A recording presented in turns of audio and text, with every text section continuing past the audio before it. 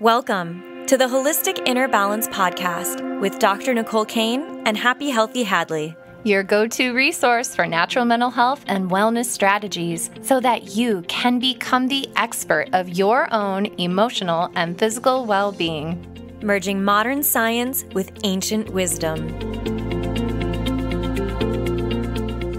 Hi, welcome to Holistic Inner Balance. I'm Dr. Nicole Cain, and this is Happy Healthy Hadlee. We're so happy to be here today, and you're going to love this episode. You're definitely going to want to stick around to the end. We are talking all about how you can optimize your dosha to help you combat your anxiety. And this has been a really popular topic. You can definitely check out more information on our socials to take the quizzes, to get access to everything. Definitely check out the carousel that we posted just so you can find it more easily. We're filming this around the end of March in 2023. And so you're going to want to check that out, because what we're going to help you figure out today is, number one, is where are you in terms of your Ayurvedic dosha balance?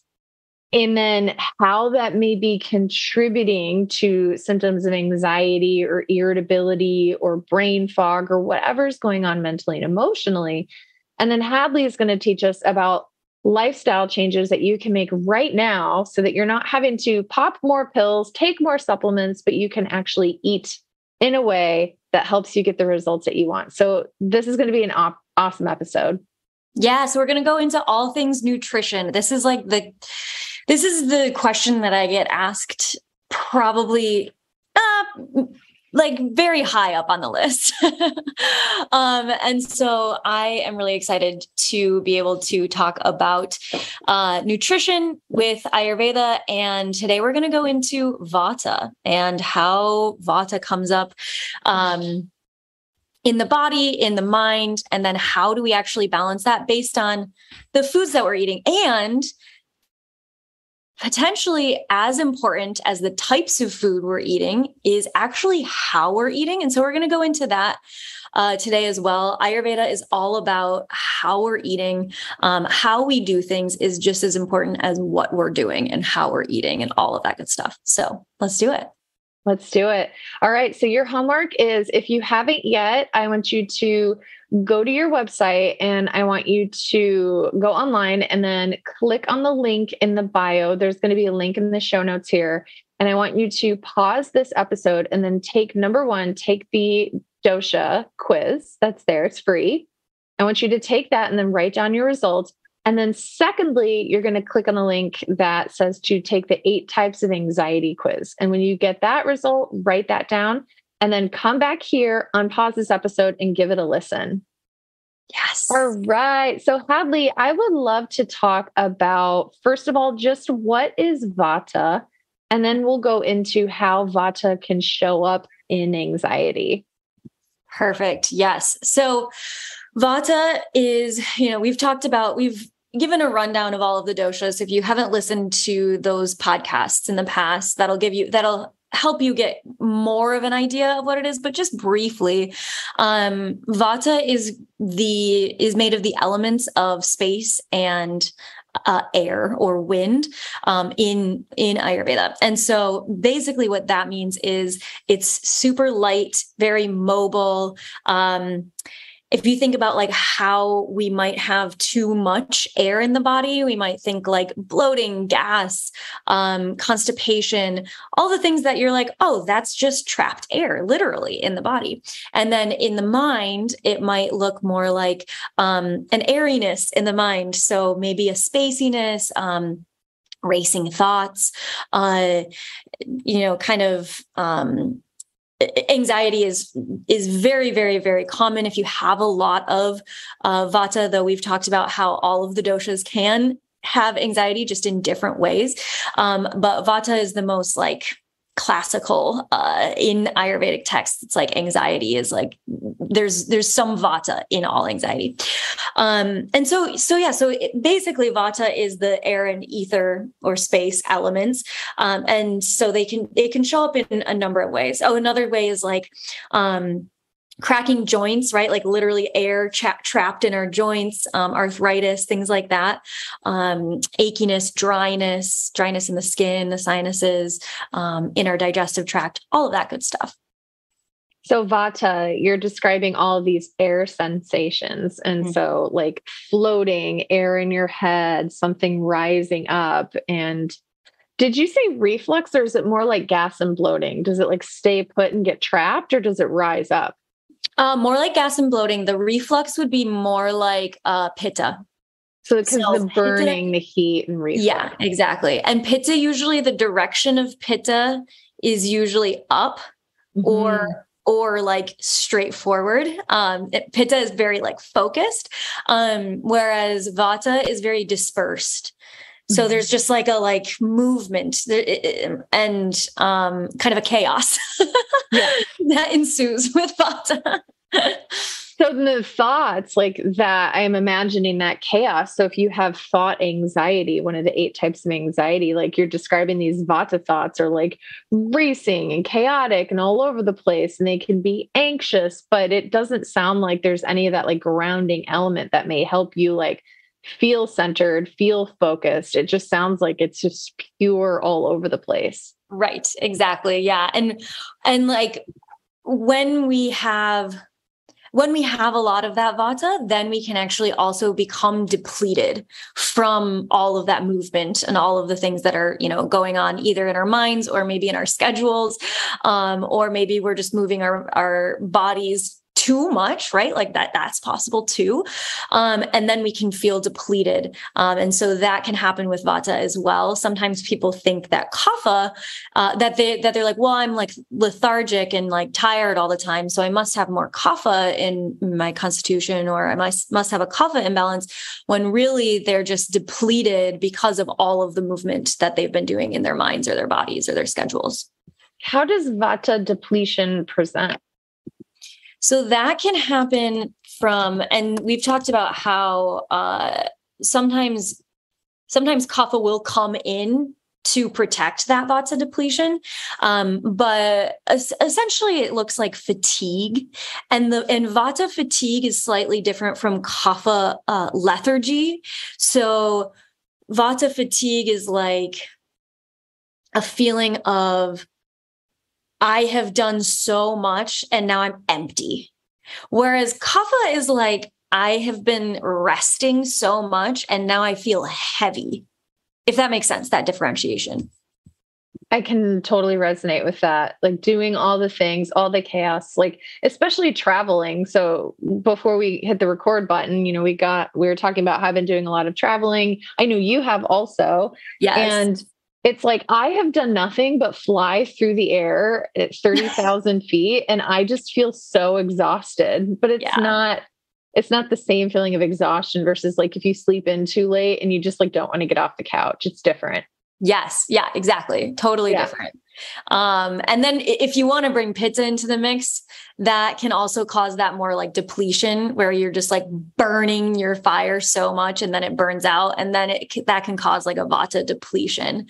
And then Kapha can sometimes come in and be like, oh, now I'm going to make you sit on the couch for like a week and not move. And then you might also have a Kapha imbalance as well.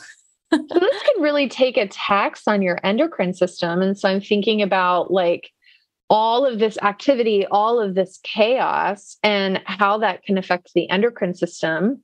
And so this is endocrine anxiety, and how the endocrine system can also contribute to this. So I'm thinking, as an example, the thyroid.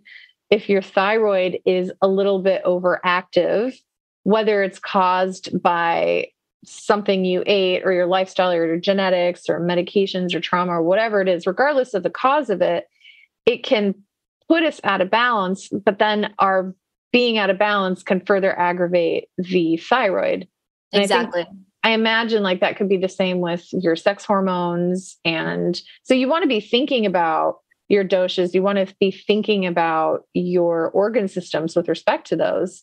Right. So I'm curious, we talked about this a little bit in a previous episode, but if I'm in a Vata state, what can I do to start to protect my endocrine organs? Like, what can I do that would be protective and nourishing for like my thyroid, my adrenals, or my male or female sex organs? Yeah. So nutritionally, and this is actually going to be helpful for all of the types of anxiety. If it's a Vata type of anxiety, for any, if it's gut anxiety, or if it's endocrine anxiety, or if, it's cardiac anxiety, it's probably, if it's presenting as Vata symptoms with the anxiety, this will likely be helpful. And so, we talked in the endocrine anxiety episode, we talked about the specifics of how, the Vata can really show up, and then Kapha can kind of come in to try to protect the Vata and stuff. And the endocrine one is a little bit more complicated than some of the other ones. So definitely go back and listen to that one if you want to know the how that all happens. And we talked a little bit about what we can actually do about that. But today we're going to go even deeper into the actual nutrition, and the things that we can do with food, which is super fun. So the thing that comes to mind first, especially for endocrine anxiety, but for all of the Vata types of anxiety, is adding fats, adding oils, both to our body. We can add oil, we can put oil on our bodies, and we've talked about self-massage in the past. But we can also oleate internally, which basically is just adding, things like ghee or olive oil or sesame oil to our foods. And a lot of times we think, oh no, I shouldn't eat too many fats. Although, now there's the keto movement and all of that, which, we don't need to demonize fats anymore, which is great. But for Vata, it's going to be really helpful to bring some of those fats in, and especially more warming fats. So a lot of times people are like, well, I eat avocado all the time, which is great. That is a healthy fat, but it's more cooling. And so if you want to really bring in more of the, what's going to actually pacify your nerves, your endocrine system, the Vata, you want it to be oily and also heating, which is sesame oil is more heating. Ghee is Tridoshic, so you can have ghee for whatever, or even butter, is if you can handle, lactose and stuff. Olive oil can be helpful as well. All of these things that are going to make your food more unctuous. You want to think like oily, unctuous, warming, that kind of thing for Vata in general. I love this. And that can be really nourishing to the cells. And so when we think about human physiology, every single cell in your body has something surrounding it. It's called a phospholipid bilayer, and it's made of fat. There's a head and a tail, and the fat is a really important part of that. And so when we go on these really low fat diets or eat low fat foods or low fat ice cream or skim milk, we're not getting that richness to nourish and feed our cells. And I imagine in Ayurveda, we also see that if you're in a state of deficiency of that, then it can put us out of balance into a way that's Vata. If you're not getting enough of that fat, then we may be more predisposed to Vata. So that can make a huge difference for your endocrine health, for your organ health, for your brain health. And I also love that you kind of differentiated that Ayurveda takes it beyond just you need fats to survive. Fats are important, but you emphasized the importance of heating or Tridoshic fats. Tridoshic, can you define that? Oh yeah, that just means that it will balance all of the doshas. So ghee is great for Pitta, it's great for Kapha, it's great for Vata. I love that. So ghee, when in doubt, ghee. Yes. And then if you're in a Vata state, so if you got gut anxiety and you have gassiness, bloating, that could be, you could benefit from a warming oil, a warming fat for that. If you have neurological anxiety, again, we're thinking about the neurons and the fat in the neurons, the myelin that's on the neurons. So if you have twitching or jumping of your nerves, that kind of chaotic activity, then trying to focus on adding more fats, more warming fats to your diet. I'm thinking too about depressive anxiety and Vata, where what I had written down was overconsumption to dull senses. Do you know what that means, Hadlee? Yeah. So depressive anxiety is kind of that mixture of, okay, I've overdone it and now I'm feeling depletion. And that's when the kapha will like kind of come in over top of the Vata, and it just feels like, ugh. So a lot of times like Vata depression will come after a period of so much chaos. And it's that more of that feeling of depletion rather than the feeling of like lethargy and like feeling like a sack of potatoes because you haven't been moving, right? But that can start to happen after you've had that depletion. And so, yeah, so it might be like an overconsumption so it says overconsumption to dull senses is like, you might overconsume food, you might overconsume Netflix, you might overconsume Instagram in order to dull your senses because you have so much going on in your mind or so much going on in your schedule or whatever. And you're like, I just need to numb. And then that becomes the depressive anxiety. I thought you said nom, like nom nom, I'm going to eat, but you said numb. That too. You just feed your numb. You hear what you want to hear, right? Oh my gosh. I love it. She said nom. I so love that. Like noms. Noms. So if you were detecting in yourself, you're like, gosh, I'm getting depressive anxiety and I know it's in a Vata way. Like you're seeing those signs that you just described, like that overconsumption of food, noms, and Netflix and things, right? And what would be like the meal that you would turn to? It's like, ooh, I want to stop this. I'm in the pay attention zone. I want to stop this. Yeah, totally. So a lot of times people will be like, oh, I've been eating too much, so I need to, like start just eating like salads and drinking like green juices, green smoothies. Actually, okay, so this is something that I gave a talk on Sunday talking about the different doshas. And so many people have a Vata imbalance, even if the Vata isn't like their strongest dosha in their constitution. Like so many people have a Vata imbalance because our world is kind of crazy right now. And so it's really interesting because in our like modern wellness culture, raw vegan is really popular, especially I'm in San Diego, like raw vegan is very popular here. Raw vegan, like smoothies, salads,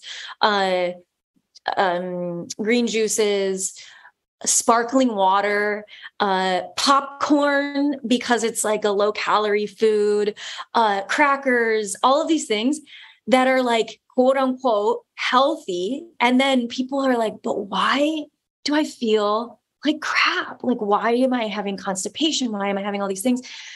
And it's because all of those things are drying and cooling.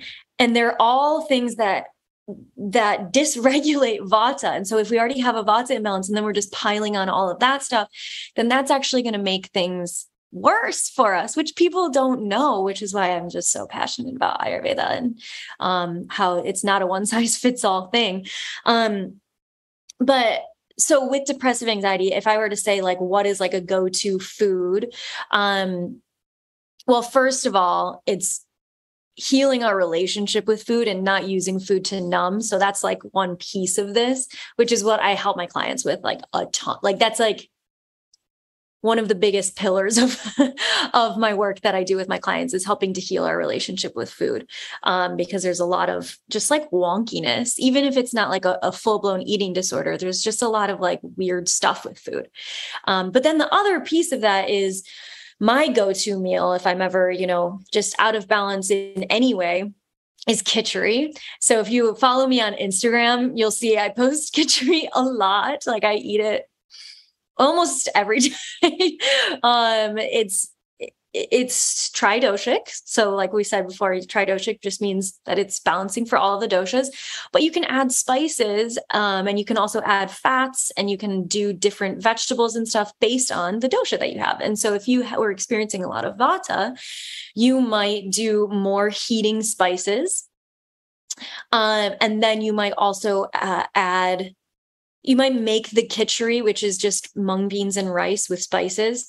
You might make the beans and rice with bone broth instead of just water, or instead of vegetable broth, because bone broth is super, super healing for anyone, but especially for Vata, because it's got all of those minerals and nutrients from the bones of an animal, and make sure it's a high quality bone broth. But that's going to be super nourishing. So you can use that as the liquid that you cook your rice and beans in. And then you can add some more, heating spices, things like cumin. Cumin is actually tridoshic, so is turmeric. You could add things like fennel are really good for Vata because it's a little bit sweeter. You could add ginger. Ginger is really helpful. All of those spices that are just going to make you feel super nourished. That sounds amazing. And could you make that with ghee instead of bone broth? I'm thinking about like supporting the vegans, and bone broth can be high histamine. And so, those listeners who are like, gosh, I want to be low histamine, but I also want to try this. Yes. So I actually make it with bone broth and ghee a lot of the time, because I'm just like, give me all the nutrients. Yes. But you could totally do it with ghee. Ghee is not vegan because it's clarified butter, but a lot of times if people are dairy free, they can still handle ghee because it's the whey has been taken out of it, which is the harder part of the butter to digest. And so then it just leaves the oil.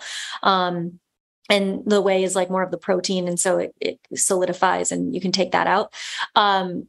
But yeah, so if you are also vegan, and you don't want to have either bone broth or ghee, I would say olive oil or sesame oil would be a good, just drizzling it on top. Don't cook it with that because it can oxidize if it's at too high of heat, but just drizzle it on top of the khichdi, and then you should be good to go. I asked you this last time, but can you spell khichdi? Yeah, there are actually a few different ways that it's spelled. I can never remember. Yeah. For those taking notes like myself, how do we spell khichdi? So the way that it's most commonly spelled is Kitchari. Ari. Got it. Thank you. Yes. And then the types of vegetables that you want to be adding to your khichdi, a lot of times I'll just make my khichdi in the Instant Pot and then cook my vegetables kind of like I'll just steam some vegetables on the side, just because the vegetables get really mushy if you do them in the pressure cooker. And then it's not as tasty. Although Vata does well with like very cooked vegetables. If you want to have some of that crunch still, you might want to do it on the side. So the root vegetables are really helpful for Vata, because if we think about Vata, it's all of the air and ether element. And so we want to ground it down. And what kinds of foods are going to be the most grounding? It's the foods that are literally in the ground, right? Carrots, radishes. The ground. Exactly. Yeah. So you can base your root veggies based on like the time of year, and like some root veggies are going to be more appropriate for the fall, whereas like things like parsnip, radishes, carrots, those kinds of things are going to be more appropriate for the springtime, just because they're in season. They're a little bit lighter, which our bodies need in the spring, even if we have mostly like a Vata dosha, we still need a little bit lighter depending on the season.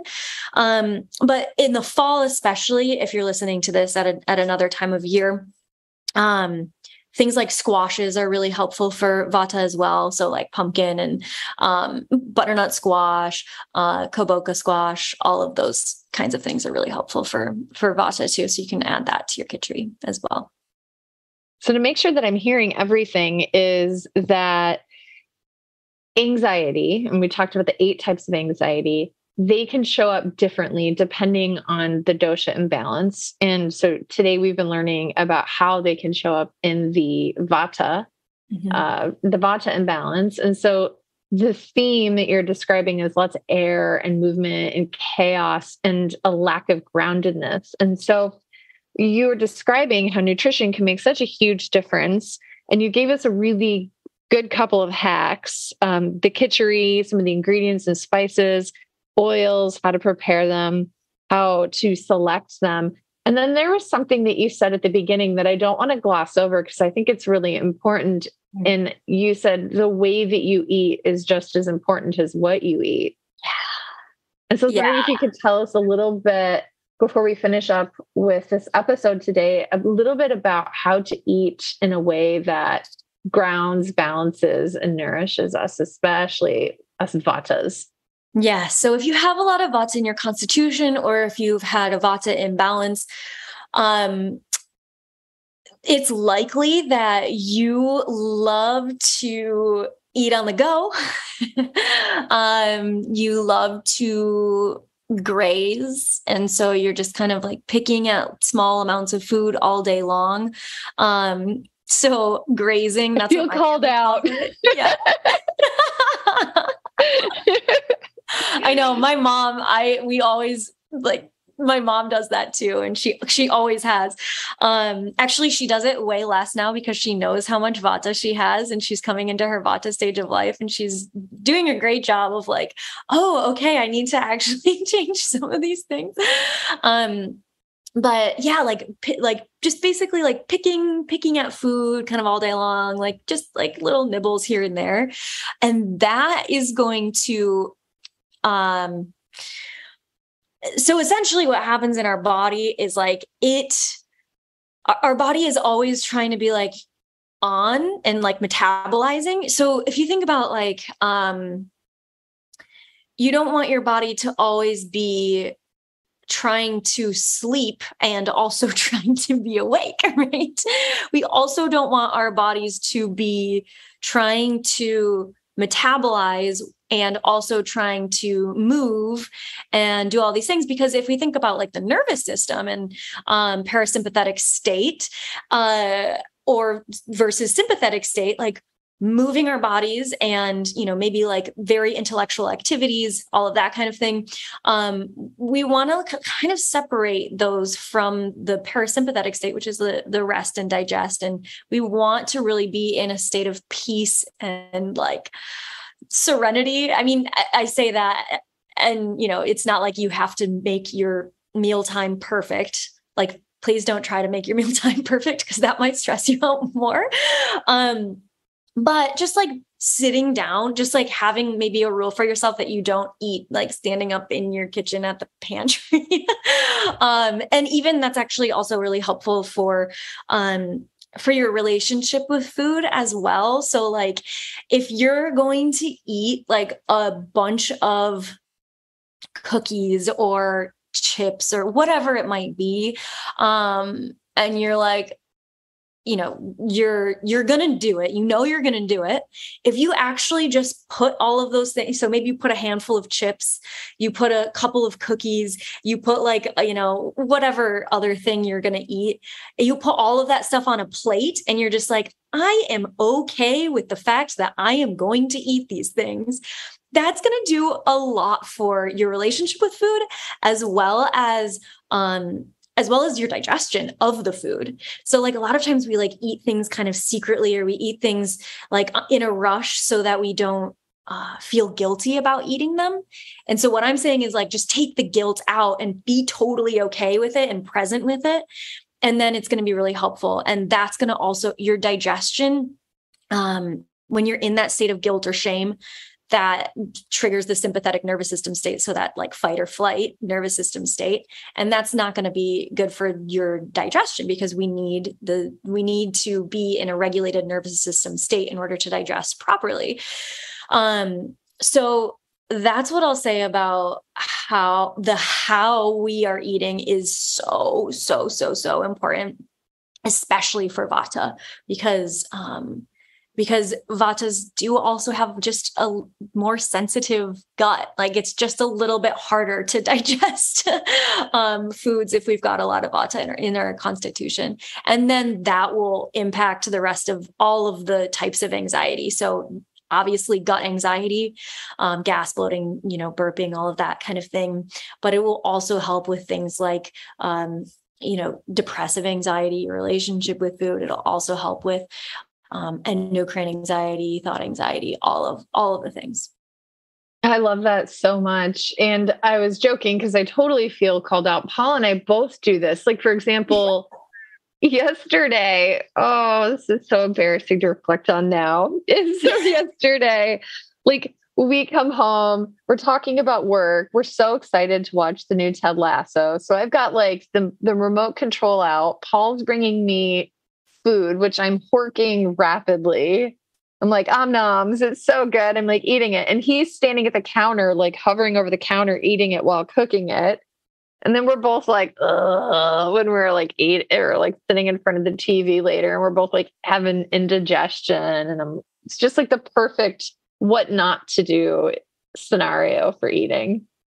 Yes, exactly. Yeah. And the other thing is like when we eat mindlessly, we also tend not to chew our food as much. And so that introduces not only like just like big chunks of food that our body has to digest, but also if we eat really fast, we're shoveling air as well as food into our mouth and into our body. So we are literally shoveling air into our digestive tract, which then makes us literally bloated because it's air. I'm good about myself though, because I had a bag of microwave popcorn at the office. And I was just going to eat that because I had told Paul, I was like, I'm so hungry. Like, I'm going to make this microwave popcorn and eat it in the car. And he's like, no, you need to go home and eat real food. And I was like, okay, I'm going to make a good choice. But then I shoveled and swallowed air. And then Paul stood at the counter and it wasn't really very good. But you know what? This is just a great way to like notice our opportunities for mindfulness. And yes. healing. Well, and that's the other thing that will happen for people who have a lot of Vata in their constitution is they'll forget to eat. They'll either be like picking out food all day long, or they'll literally like, and this, I hope my mom doesn't care that I'm using her as an example of all these things. I don't think she will. But for like most of my life, she would have like an apple and peanut butter, which also wreaks havoc. Apple and almond butter is going to do a lot better for your body than apple and peanut butter, just because of the mix of peanuts are not an actual nut. They're a legume. So you're literally eating beans and apples, which is like just a no-go in our digestive tract. But anyway, I digress. So if you're going to do it, maybe apple and almond butter is a little bit easier to digest. But she would have like a few olives, a few pickles, maybe some sauerkraut and apple and peanut butter. And that's like what she would eat like throughout the day. And she would like forget about it. The apple would be brown by the end of the day. Like it was just like out on the counter. Talk about histamines. And so a lot of times people with a lot of Vata will just like forget about food. And if you have a lot of kapha in your constitution, or a lot of pitta in your constitution, you might be like, what? How do you forget to eat? But it's a real thing. And so what will happen then is we become super ravenous by the end of the day. And then we'll do that shoveling into the mouth thing. And then we have all the gas and bloating and constipation and all of the things because we haven't nourished our body throughout the day. And then we've just like shoveled it all in at the end of the day. And that's really hard for our body to be able to handle as well, because we haven't had our metabolism like going. And then it's like all this food at one time is like, your body is just like, I don't know what to do. The other thing about the how of eating for Vata is, if you can have a regular eating schedule as much as possible, that's going to be really, really, really helpful too. So like having like maybe like 9 a.m., 1 p.m., 6 p.m., or, whatever it might be, that are your eating times. Or if you want to do like 4 different times in the day, sometimes four different times is helpful for Vata, because Vatas tend to not like to eat a whole lot at meals, unless they have skipped a bunch of meals and then they're really hungry. But so maybe it's like your breakfast, your lunch, maybe like a midday, more of like a snack, and then your dinner. Whereas like Pittas might only need to eat like 3 times a day. Kaphas maybe more like 2 or 3 times a day. But Vatas might need to eat just a little bit more regularly, just not all day long. So if that makes sense. That's super helpful. I hope you all resonated with this. At least my Vata friends will. And, we're going to be doing the same type for each of the doshas. And so if you didn't resonate with Vata, or if Vata didn't come up for you, then forward this podcast onto a Vata in your life. And then stay tuned, because we're going to be coming back, and Hadlee's going to be walking us through the 8 types of anxiety and how they can show up if your imbalance is a Pitta. And the other episode will be how anxiety can show up if your imbalance is a Kapha. And so don't forget too, that we have a whole course on this. And so Hadlee is dropping like lots of little breadcrumbs, but if this is something that you wish she was saying even more about, then go check out the course. You can find that at the link in the bio. And definitely, if you haven't given Hadlee a follow, just check her out. Her Instagram is wonderful. Happy, Healthy Hadlee. And Hadlee is Hadlee. And of course, I am Dr. Nicole Cain. Our goal is to help you become your own wellness expert so that you can take your power back and take the health back of your family, your friends, your loved ones. So we're super grateful for being here. And as we close up, is there anything else you want to add, Hadlee? Yeah, I would say definitely check out the Ayurveda course, because I'm not going to just like, it has more specifics on, the exact types of foods that you want to incorporate more of, some of the things that you want to avoid. I'm not just going to sit here and like list off foods, right? Like that would be not so fun on a podcast. But we have like a whole workbook that includes literally like exact foods that you can incorporate that will be really, really helpful if you have a Vata imbalance, if you have a lot of Vata in your constitution. So definitely go check out our mini course, Ayurveda, the Key to Your Success. It's awesome. It was a labor of love for us. So definitely check it out. And thank you all so much for listening. We always love coming and hanging out with you. Thank you so much. We'll see y'all next time. Bye.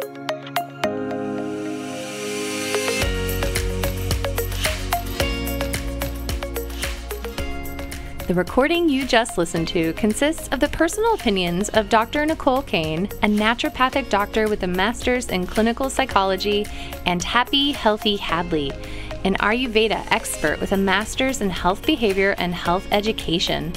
While these opinions are based upon literature, counseling, education, medical training, and clinical experience, this content should not be viewed as the definitive opinion on these subjects.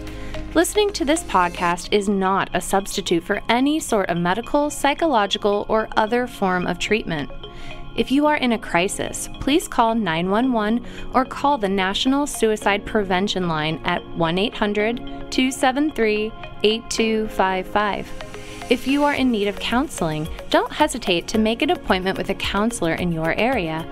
Dr. Nicole and Hadlee are passionate about you becoming the expert of your own emotional and physical well-being. If this resonates with you and you think this podcast would help someone you love, please share it with them. We look forward to seeing you on the next episode of the Holistic Inner Balance podcast.